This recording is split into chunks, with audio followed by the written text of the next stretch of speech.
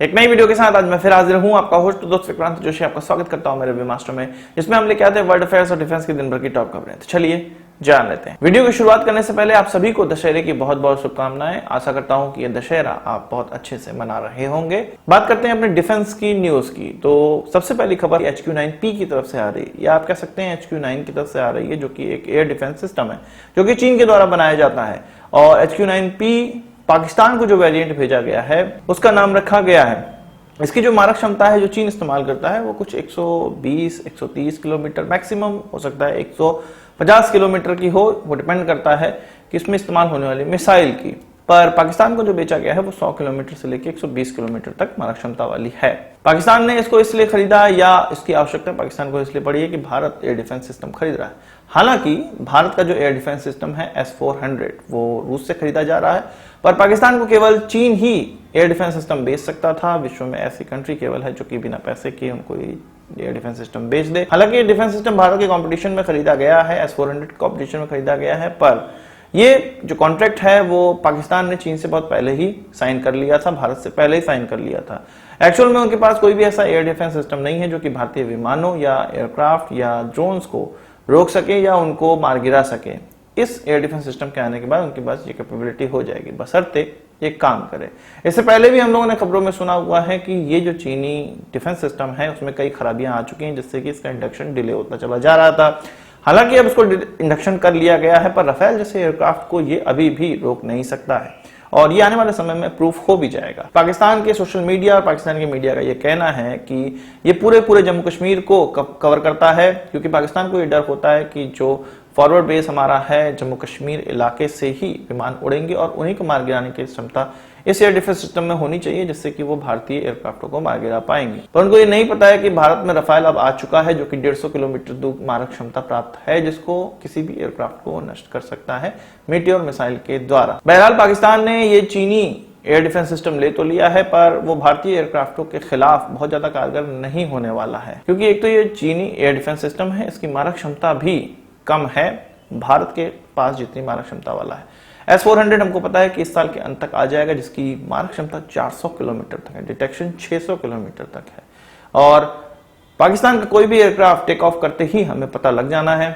भारत इसको बहुत अंदर भी अगर डिप्लॉय करे रखेगा अपनी सीमा के, तब भी हम पाकिस्तान से किसी भी क्षेत्र से उड़ने वाले एरियल व्हीकल को हम आसानी से डिटेक्ट कर सकते हैं। पर अगर पाकिस्तान अपने एयर डिफेंस सिस्टम को बॉर्डर पर नहीं लगाता है, दूर लगाता है, तो उसकी डिटेक्शन कैपेबिलिटी कम हो जाएगी। पर पाकिस्तानी सोशल मीडिया में यह भ्रांति फैलाई जा रही है कि ये जो सिस्टम उनको डिलीवर किया गया है वो अपग्रेडेड सिस्टम है, पाकिस्तान के लिए स्पेशली डिजाइन किया गया है, और ये माना जा रहा है कि 230 किलोमीटर तक इसकी मारक क्षमता है, जो कि एकदम फेक खबर है। इस तरह की कोई भी चीज नहीं हुई। चीन खुद जब उसके लोअर वेरिएंट को इस्तेमाल करता है, उसकी मारक क्षमता कम है, तो वो 230 वाले वेरिएंट कैसे पाकिस्तान को दे सकता है? क्या पाकिस्तान उनको पैसे दे रहा है? पैसे तो दे नहीं रहा है। क्या पाकिस्तान चीन का खर्चा चला रहा है? बिल्कुल नहीं चला रहा है। तो चीन ने पाकिस्तान को अपने पिल्ले की तरह पाला हुआ है, तो उसी प्रकार का खाना देगा ना, अपना खाना थोड़ी ना दे देगा, या अपने से बेहतर खाना थोड़ी ना दे देगा। वो कुत्तों वाला बिस्कुट है वो वही देगा उसको। इसके अलावा बात कर लेते हैं चीन और भूटान के रिश्तों की। कल ये खबर निकलकर सामने आई थी कि भूटान और चीन के बीच में एक MOU साइन हुआ है, जो कि उनके फॉरेन मिनिस्ट्री के द्वारा साइन किया गया, जिसमें कहा गया कि 3 सूत्री कार्यक्रम बनाया जाएगा बॉर्डर डिस्प्यूट को निपटाने के लिए। भूटान और चीन के बीच में जो बॉर्डर डिस्प्यूट है या बॉर्डर अभी वहां पे क्लियर नहीं है, उसको निपटारा करने के लिए 3 सूत्री कार्यक्रम बनाया गया है, और उसी के द्वारा इसको निपटारा किया जाएगा। जब भारतीय सरकार से इसके बारे में पूछा गया, विदेश मंत्रालय के स्पोक पर्सन से ये चीज पूछा गया, तो स्पोक पर्सन का ये कहना था कि ये सारे चीजों को नोट किया जा रहा है। उनका ये भी कहना था कि भूटान और चीन के बीच में तो 1984 से ही इस प्रकार की चीजें हो रही हैं। भारत के साथ भी चीन का वार्ता चल रही है, पर अभी तक बेनतीजा है ये सारा चीज। यानी कि उनका शॉर्ट में ये कहने का मतलब था कि कहने के लिए तो बहुत कुछ होता है चीन के साथ, पर अंतिम निर्णय नहीं पहुंच पाता है, इसलिए हमें कोई घबराने की आवश्यकता नहीं है। ये बातें और बातें चलती रहेंगी अनंत काल तक। फिर उन्होंने कहा कि सब चीजों पे नजर बनाई जा रही है और देखना है कि आगे क्या निकलकर सामने आता है। वही बात कर लेते हैं ईरान की, और ईरान और भारत के रिश्तों की। आपको पता है कि अदानी पोर्ट्स लिमिटेड के द्वारा मुंद्रा पोर्ट का संचालन किया जाता है। पिछले महीने ही यहाँ पर 3000 किलो ड्रग्स पकड़ा गया था, जिससे कि सिक्योरिटी एजेंसीज की भौएं तन गई थी और अदानी पोर्ट की काफी बेइज्जती भी हुई थी। अब अदानी पोर्ट्स के द्वारा यह कहा गया है कि 15 नवंबर 2021 से वो ईरान, अफगानिस्तान और पाकिस्तान से आने वाले किसी भी कार्गो को हैंडल नहीं करेंगे। अब ईरान इससे परेशान हो गया है। ईरान का यह कहना है कि इस प्रकार की चीजें गलत हैं, भारत को इस पर ध्यान देना चाहिए। ये जो कार्गो को हैंडल ना करने की बात की जा रही है ये बहुत गलत है। तो ईरान को ये चाहिए कि भाई ड्रग्स ना आए, ये चीजों को इंश्योर करना चाहिए। हालांकि ईरान ने ये कहा है कि अलग अलग प्रकार के सैंक्शन से वो खुद परेशान है और अब इस प्रकार की चीजें अगर भारत भी करेगा तो ये सब ठीक नहीं होने वाला है।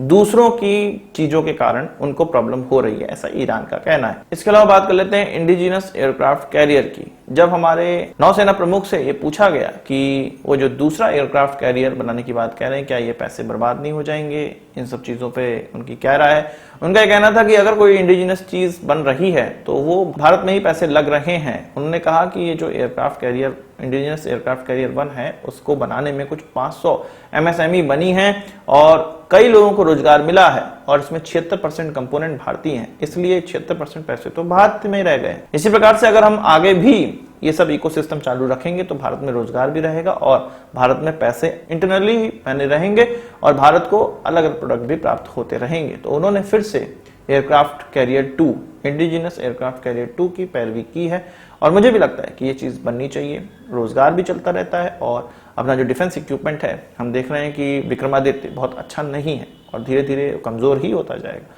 इसलिए आने वाले 10 साल में हमको एक एयरक्राफ्ट कैरियर और की आवश्यकता पड़ेगी।